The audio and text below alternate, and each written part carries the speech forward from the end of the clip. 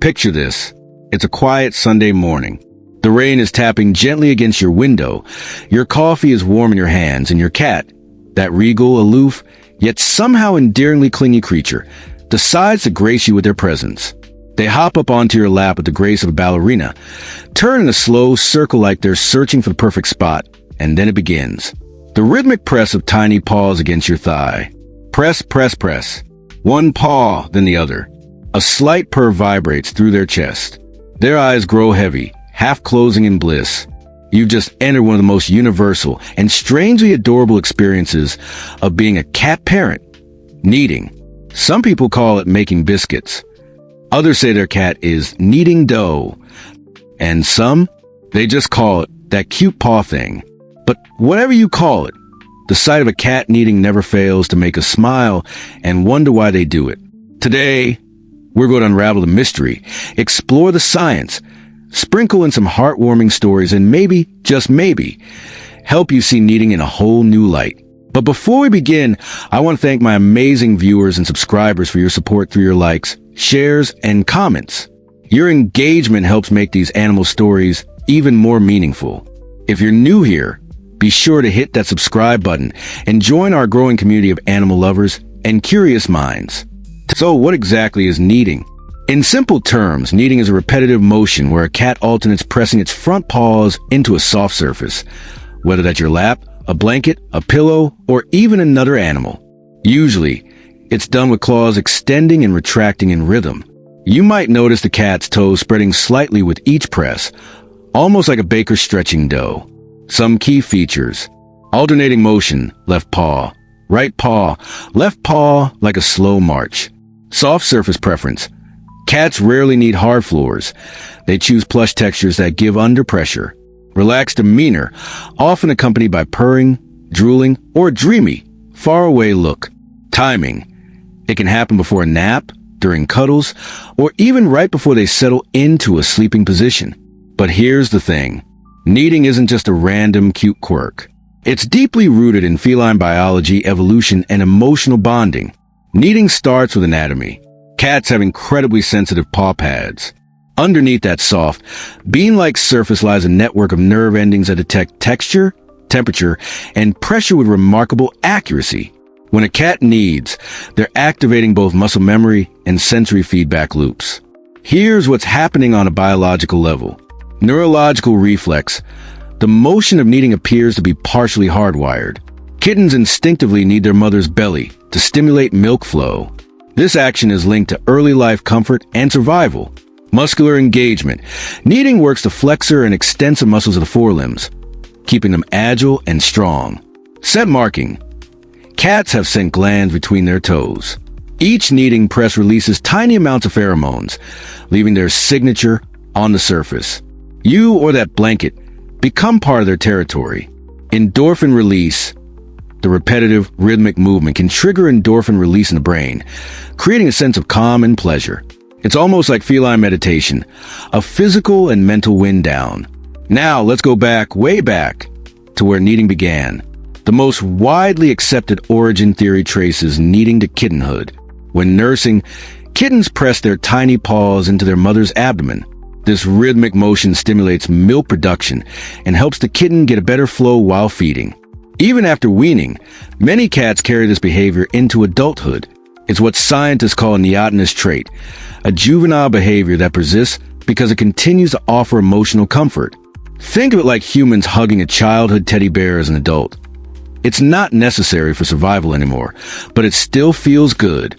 Some researchers also believe kneading has prehistoric survival roots. Wild cats may have kneaded grass or leaves to create a soft nesting spot for sleeping or giving birth. By pressing down repeatedly, they could flatten the area and test its comfort before settling in. This would explain why cats often knead before lying down. They're reenacting an ancient instinct for making a safe bed. If you've ever been sitting quietly and suddenly felt the gentle press of warm paws against your arm, you might have wondered, what is my cat trying to tell me? The answer, a lot. Kneading isn't random. It's a form of feline communication. In cat body language, a slow, gentle knead often signals affection. You're someone they trust enough to let their guard down around. Possession. this human belongs to me. Remember those scent glands between the toes? They're working overtime here. Relaxation. Just like how we might hum doodle or sway when we're content, cats need to self-soothe. Anticipation comfort. Kneading before curling up is their way of preparing for peak coziness. What's fascinating is that cats often choose specific people to knead on. It's not random. If your cat needs you, it's a sign they see you as part of their safe zone. While kneading can look affectionate, it's also deeply practical for a cat's instincts. Cats are territorial creatures. In the wild, territory means survival.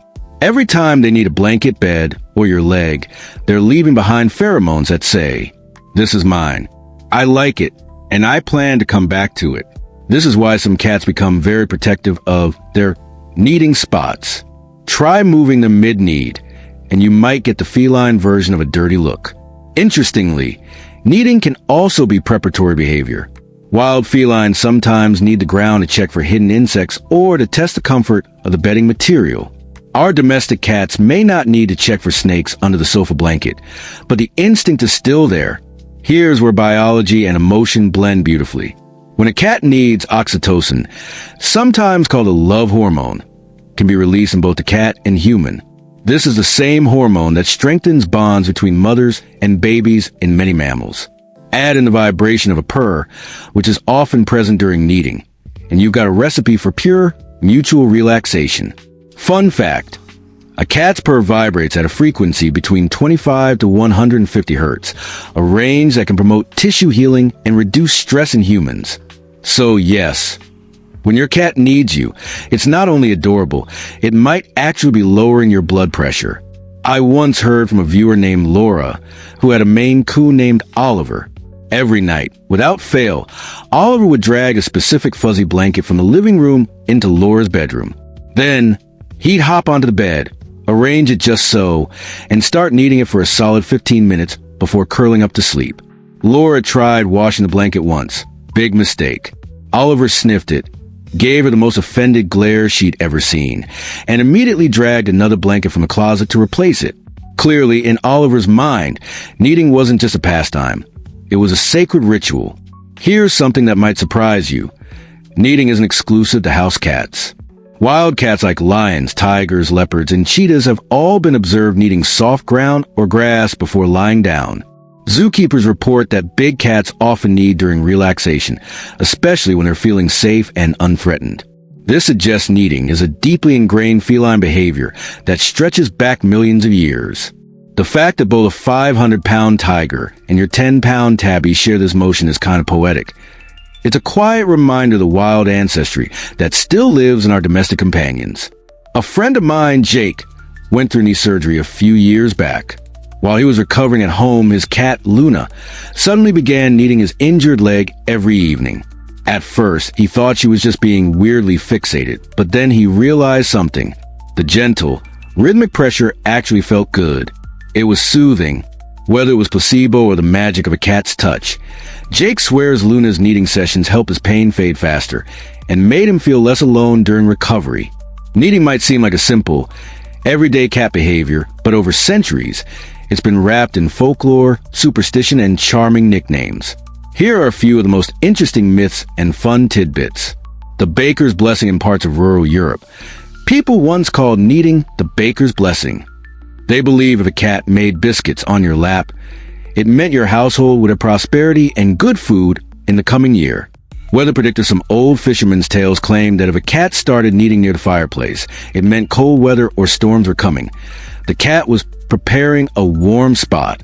Dreamweaver myth in some Asian folklore. Cats were thought to weave dreams with their paws. Kneading on a person was believed to bring them peaceful sleep. Good luck for travelers. Sailors often said that a kneading ship's cat brought good luck and calm seas, because it showed the animal was content with the voyage. And of course, modern cat lovers have given it names like making biscuits, doughing it up, and the kitty massage. Not all kneading is gentle. If you've ever had your cat knead your lap with claws extended, you know the special sting can bring. Why do some cats do this? Instinct from kittenhood. Kittens use both paws and claws to stimulate milk flow, so the reflex can carry over. Extra stimulation. The claws help grip the surface, especially if it's slippery or moves under their paws. High excitement. When a cat is particularly happy or stimulated, their kneading can become more intense, and claws may naturally extend. For humans, this can mean a mix of warm affection and mild puncture wounds. The good news is you can redirect clawed kneading to a blanket or pillow without hurting your cat's feelings. If your cat's kneading is becoming too sharp or too frequent, here are some gentle strategies. Offer a kneading blanket. Keep a soft blanket nearby and gently slide it under their paws when they start kneading you. Trim claws regularly. Keeping claws blunt helps protect your skin. Use thick clothing. If your cat is a lap kneader, wear thicker pants or place a folded towel on your lap. Redirect attention. If the kneading is excessive, use toys or interactive play to shift their focus. Remember, kneading is a deeply ingrained behavior. The goal isn't to stop entirely, but to make it comfortable for both of you. One viewer, Sarah, wrote in about her cat, Pickles. Every time Sarah sat down to work from home, Pickles would leap onto her desk, walk across the keyboard, and then settle onto her forearms to knead. The problem? Sarah's job involved a lot of typing. She learned to keep a fleece blanket folded beside her chair. Now, when Pickles shows up, Sarah gently moves him onto the blanket and miraculously, he stays there, kneading happily while she works. Her productivity went up. Pickles got his snuggle time, and her arms stayed scratch-free. Not all cats knead the same way. In fact, kneading styles can be as unique as personalities. Some examples. The double paw press. Both paws push forward at the same time instead of alternating. The marching band. A fast, enthusiastic left-right-left motion, usually when a cat is extra happy. The single paw shuffle. One paw does most of the work while the other rests. The full body lean. The cat's entire weight shifts into each press, often on a soft pillow or belly. Recognizing your cat's unique kneading style can make you feel even closer to them. It's like their personal paw print signature. If you live with more than one cat, you may notice that each has a distinct kneading style and sometimes completely different attitudes about it. Some cats knead openly, purring away in the middle of the living room, while others knead only when hidden in a quiet spot. This comes down to personality and social hierarchy. In multi-cat homes, dominant cats may knead less on other cats or humans, using it only in private as a self-comfort behavior. More submissive cats might knead as a way to show trust and non-threatening behavior, especially toward other cats they like. Bonded pairs sometimes knead each other, while grooming, a fascinating blend of comfort and social bonding. I've even heard from a viewer whose two cats take turns kneading the same blanket before sharing it for a nap, almost like signing into a co-owned lounge space. Across different cultures, kneading has carried symbolic meaning. Japan, cats are seen as lucky animals, and kneading is sometimes linked to Maneki Neko, beckoning cat. Statues, which represent good fortune. The paw motion is thought to pull in luck. Scotland and Ireland. Kneading cats were once believed to bless the home they were in, especially if they did it near a hearth. Egypt ancient. Cats were revered, and kneading was seen as an echo of their divine connection to the goddess Badet, a gesture of invoking comfort and abundance. Native American folklore, certain tribes. Stories describe wildcats kneading the earth to prepare for new life, symbolizing fertility and renewal. It's incredible how a single instinctive motion has gathered so much meaning across human history. One of the most fascinating aspects of kneading is how it deepens the emotional bond between cats and their humans. When your cat kneads you, they are essentially engaging in a behavior first associated with their mother, a sign of safety, warmth, and care. By extending that behavior to you, they're blurring the lines between species and saying, in the only way they know how, "You are my family." From a scientific perspective, this bond is strengthened by a hormonal exchange. Oxytocin is released in the cat during kneading, promoting relaxation and trust. In humans, the act of petting and interacting with a kneading cat can reduce cortisol, the stress hormone, and increase oxytocin as well. It's literally a two-way biochemical conversation of comfort. A subscriber named Marco wrote about his senior cat, Daisy. Every night, without fail, Daisy would hop onto his lap while he read in bed and start kneading the blanket over his legs. Marco noticed she never skipped a night. Even on evenings when she seemed tired or grumpy, it was like she considered this kneading session a scheduled appointment. When Daisy passed away at the age of 19, Marco said he missed that ritual more than anything. For him, those quiet moments of kneading weren't just a habit. They were a nightly, "I love you" in her own language. While kneading is usually harmless and sweet, there's a point where it can become excessive. Over-kneading might look like long sessions, 20-plus minutes, several times a day. Kneading combined with obsessive licking of the same spot. Refusal to stop even when the surface or a person moves away. Potential reasons for over-kneading. Heightened stress or anxiety. Cats may knead excessively when they're uncertain, using it as a self-soothing tool. Separation anxiety. Cats that miss their owners may need clothing or bedding with their owners scent more often. Medical discomfort. Some cats need more when they're trying to get comfortable despite arthritis, joint pain, or other physical issues. Hormonal influence. Intact cats, not spayed/neutered, may knead as part of mating-related behavior. If kneading suddenly becomes extreme or is paired with other changes, like loss of appetite or hiding, it's wise to check with a vet. For some cats, kneading is more than a comfort ritual. It's a coping mechanism. Cats facing stressors such as moving to a new home, introducing a new pet or person, sudden changes in routine, loss of a bonded companion, may knead more frequently as a way to self-regulate. This is comparable to humans who might pace, tap their fingers, or engage in repetitive actions under stress. In these cases, the best approach is to reduce the stress source and increase positive enrichment, like interactive play, quiet safe spaces, and regular feeding schedules. If your cat's kneading is healthy but sometimes inconvenient, like claws in your lap, there are ways to channel it. Create a kneading station. Keep a dedicated blanket or plush pillow in your cat's favorite spot. Incorporate kneading into bonding time. Place the blanket on your lap so they can knead you without hurting you. Reward calm kneading. Gently pet your cat when they knead without claws out. Over time, they may keep claws retracted more often. Introduce comfort scents. Use blankets or beds that smell like you. Cats are more likely to need familiar scented items. One viewer, Anita, had a rescue cat named Milo who loved kneading, but only on one old quilt. The problem? That quilt was falling apart. Her solution was brilliant. She had a friend sew a new quilt using pieces of the old one inside the layers, so it kept the scent and feel Milo loved. When she presented it to him, he sniffed it, paused, and then began kneading like nothing had changed. It's a perfect example of how cats can be creatures of comfort, and how we can adapt to keep their rituals alive. Kneading changes subtly as a cat grows older. Kittens, kneading is purely instinctive, tied to nursing. Their little paws press rapidly, often accompanied by tiny squeaks. Adolescents, around 6 to 12 months, kneading may become more exploratory, with cats trying on new textures like rugs, laundry piles, or even your hair. Adults, kneading tend to slow in pace and become more targeted, often linked to comfort, bonding, or pre-sleep rituals. Seniors, older cats might knead less often due to joint stiffness, but when they do, it's usually deliberate and on very soft, warm surfaces. The persistence of kneading through all life stages speaks to how deeply ingrained and comforting the action is. One of the most touching things about kneading is that it can be a trust milestone for rescued or formerly feral cats.